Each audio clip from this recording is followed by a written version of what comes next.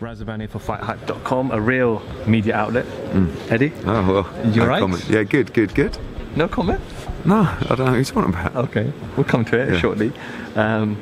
David Haye, Tony Bellew, are you glad that we've actually reached this I'm so stage? glad. You know why? Because I felt a lot of pressure, because when that fight fell through, David Haye texted me and he said, I need to talk to you. Right? This is pre the fight falling through. And I was like, I don't talk to David Haye, you know what I mean? Like, I mean, if I see him, we're pleasant, I respect him, but he don't text me to ask to talk to me.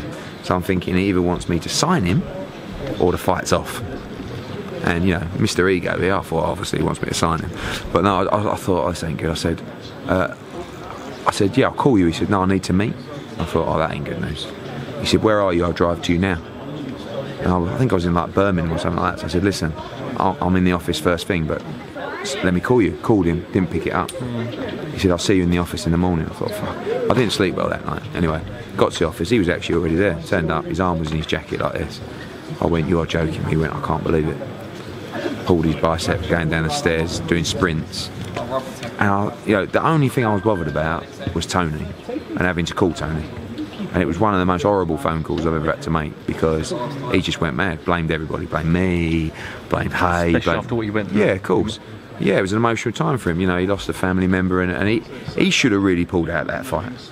But he didn't, because he didn't want to pull out the fight. But obviously Haye had to, with the injury. And he sort of said, I ain't fighting him. I'm not rescheduling the fight. You know, let's go and talk to someone else. Let's go and fight Fury. And he had a meet with Fury, and they talked about a fight. I said, he ain't going to fight you. I promise. He's like, no. He said he definitely will.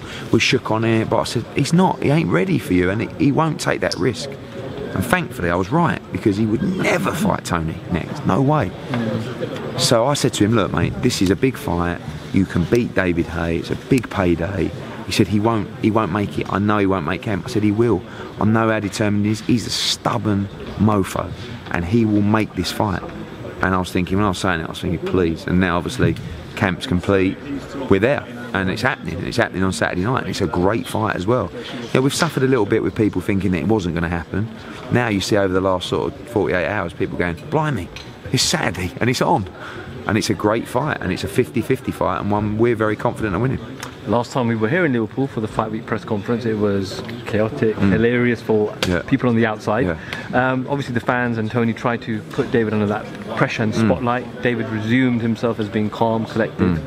As per the whole build-up, are we going to see a different David as we get closer and closer to the fight? No, I think he's doing everything he can to try and remain calm, because he knows his career's on the line on Saturday night, and he can't afford to fight off emotion.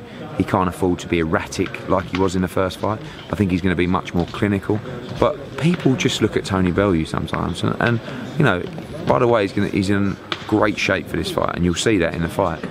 But they just think, oh, it's Bellew, isn't it? You know, he's like some mouthy scouser. But he's very good, and he's got a great boxing brain, and he's improving.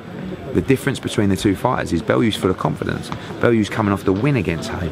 Bellew's coming off winning a world title, defending it, fighting David Haye, even beating Masternak before that. So it's like we expect to win, whereas Haye has no confidence. He can't. He has no momentum. So, but what he is fighting off is fear of his career ending on Saturday night. And if he loses on Saturday night, you will see the end of David Haye. So there's a lot riding on this fight for Haye, which means he's going to be dangerous, but there's going to be a lot of pressure. And sometimes, you know, I used to look at Haye, like I said, when we made the Haye Harrison fight, and I was like a pup, and I was like looking at him thinking, oh, fuck me, you're dangerous. And then I remember him walking to the ring against Harrison, ain't no stopping us now. He got in the ring, and I just thought, oh my God. But I don't know, maybe that's just because I've been around much more, but I don't see that in Haye anymore. I don't see it in his eyes. You know, he used to look at me and smirk as if to say, I'm going to smoke all your guys. And now I just see a guy who's thinking, I've just got to win. Can I win? Yeah, I can. Yeah, you can, David. Yeah, you can. And that's not the David Haye that made him a great fighter. Haye's an on-top fighter that thrives off confidence. And when he's confident, when he's flowing, he's one of the best in the world.